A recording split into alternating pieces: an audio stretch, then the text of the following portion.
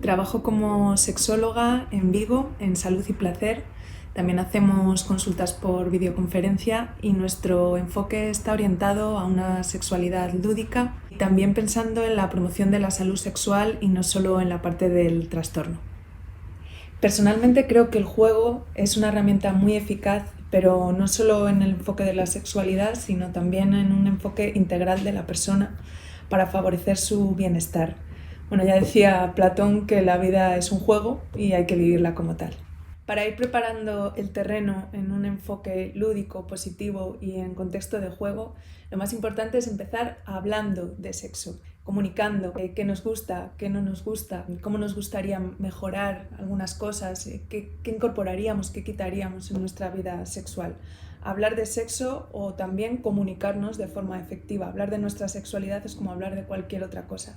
Hablar de sexo no significa solo hablar de la práctica sexual, sino qué cosas nos gustan como mujeres, como hombres, cómo nos sentimos, nuestra identidad. En el fondo, ir un poco más allá. Es interesante también hacer un análisis de qué es para ti, qué es para cada persona una buena relación sexual, qué enfoque le estamos dando. Una experiencia muy interesante que hemos realizado durante años en nuestras charlas de juguetes eróticos y en las de sexualidad positiva, era preguntar a las personas con unos papelitos como estos, ¿veis?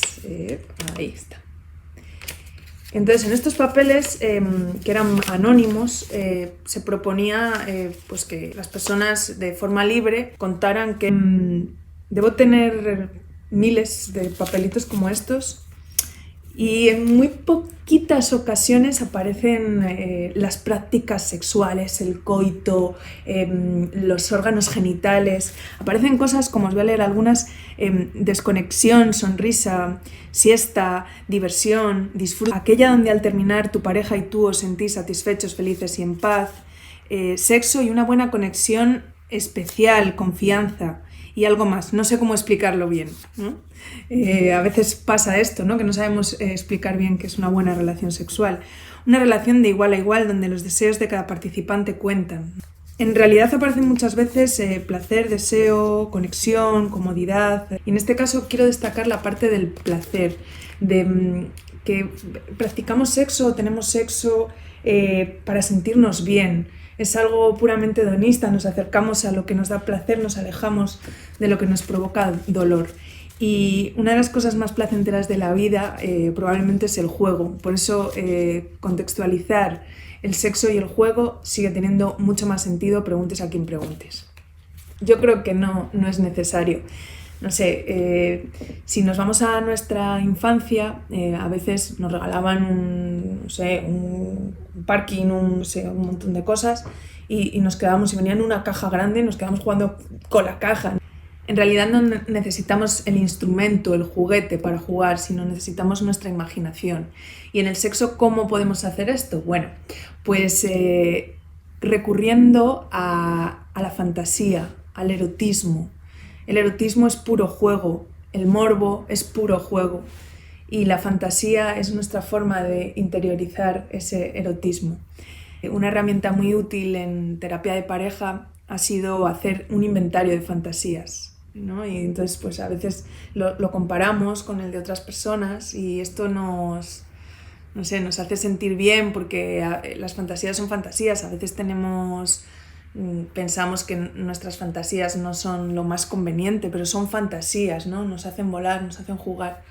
Entonces empezamos por la fantasía y esa sería la primera parte del juego. Por supuesto que hay herramientas para favorecer esas fantasías y ese erotismo. Ahora hay muchas aplicaciones. Ahí os voy a dejar escrito alguna para que os podáis descargar de forma gratuita. Las hemos usado para muchísimas cosas, no solo para trastornos, sino pues para crecimiento erótico, personal y que puede funcionar a muchos niveles y no solo en la parte tan explícita sexual.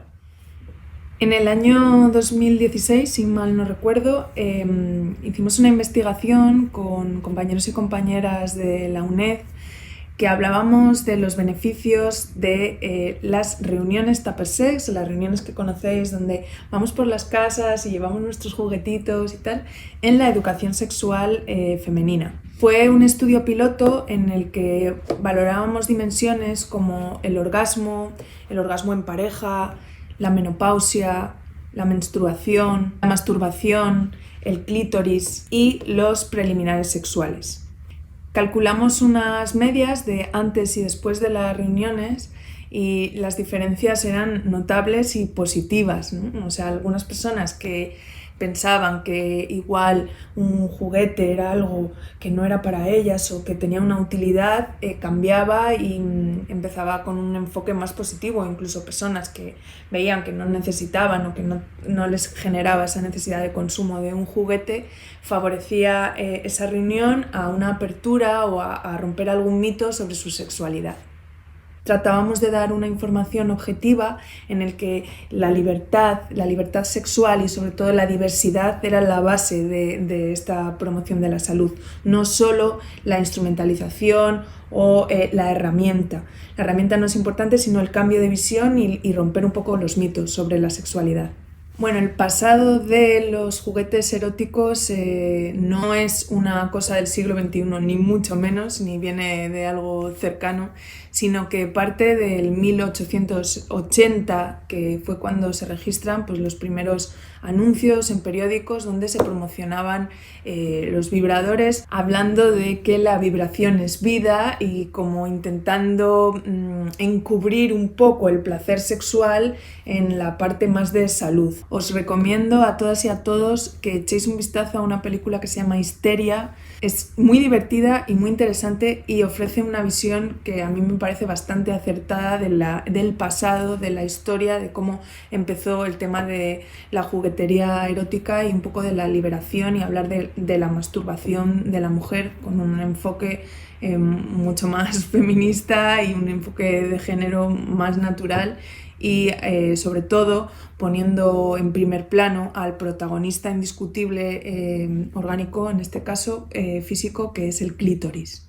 Tiene un poder vasodilatador muy potente y que en algunas mujeres generan orgasmos pues, con una rapidez mayor que con otro tipo de... La realidad en esto, como en muchísimas cosas relacionadas con la sexualidad y con nuestra psicología, es que no podemos generalizar. Hay personas que esto no les gusta ni les interesa nada y no tienen ningún trastorno, no tienen ningún problema en su clítoris, ni funcional, ni de ningún tipo. Hay que saber contextualizar un poco las modas también, en realidad. Todo este tema genera muchísimas opiniones, pero tenemos que ponerle la etiqueta efectivamente de moda, que a mí personalmente lo que más me ha gustado de esta moda es que ha puesto en primer plano al clítoris. O sea, en realidad lo más importante del succionador de clítoris no es el succionador, sino el clítoris. O sea, que ha habido muchas personas que de alguna manera han descubierto que ese órgano tiene un poder que no conocían, ¿no? O sea, porque siempre le hemos dado al falo la importancia, como la presencia, ¿no? Del pene es el que da placer, ¿no? Y lo han puesto pues, en un contexto un poco más equilibrado. Y entonces a eso le tenemos que dar las gracias un poco al succionador de clítoris, que habla todo el rato del clítoris, que es en realidad el órgano que importa si lo tenemos bien conectado, ¿no?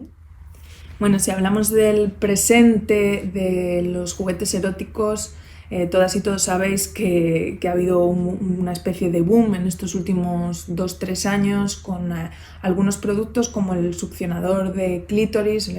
Las experiencias que hemos tenido en terapia sexual y de pareja a lo largo de los años con el juego y la juguetería erótica han sido enfocadas a la mejora del crecimiento erótico en pareja, la mejora de la comunicación cálida en pareja, disfunción eréctil, eyaculación precoz, deseo sexual hipoactivo. Hemos trabajado en la menopausia, en la andropausia y hemos tenido proyectos muy interesantes con diversidad intelectual y funcional aplicada a el contexto lúdico y de juego. El futuro de la juguetería erótica, de los juguetes eróticos, está muy influenciado por la forma en que ahora nos relacionamos y nos conectamos. Hay muchísimos tipos de juguetes en los que con un aparato que tú conectas en tu cuerpo, otra persona en otro lugar del mundo puede activarlo. Bueno, está encaminado a unos productos de tercera generación que a mi modo de ver nos están individualizando demasiado. Ya ha pasado en la cultura japonesa, que tienen bastantes problemas de habilidades sociales porque sus necesidades sexuales las están compensando con artilugios tipo robots que de alguna manera ayudan a que esas personas pues, satisfagan como a modo de juguete esas necesidades sexuales. Ahora bien, yo creo que un juguete, lo que es el juguete en sí, no el juego, tiene que ser un complemento y no tiene que ser el centro de nuestra vida sexual. La sexualidad tiene que ser diversa. O sea, a mí me puede gustar mucho las bolas chinas o el succionador de clítoris, pero no puede ser la única forma en la que yo encuentre placer. Tengo que abrir mi mente y encontrar muchas herramientas. No todas tienen que ser un artilugio, como digo, pero muchas herramientas en las que yo encuentre el placer y la satisfacción sexual. Que sería un poco lo mismo que decir que si no tengo pareja no puedo tener satisfacción sexual. Es exactamente lo mismo, ¿no? O sea, al final no podemos ser tan reduccionistas y pensar que otras cosas, otras personas son las que van a hacer que yo tenga una vida sexual plena. Soy yo, de forma interna, la que tengo que pensar cómo quiero que sea mi vida sexual, si mi vida sexual me satisface y buscar los recursos para que esto sea posible.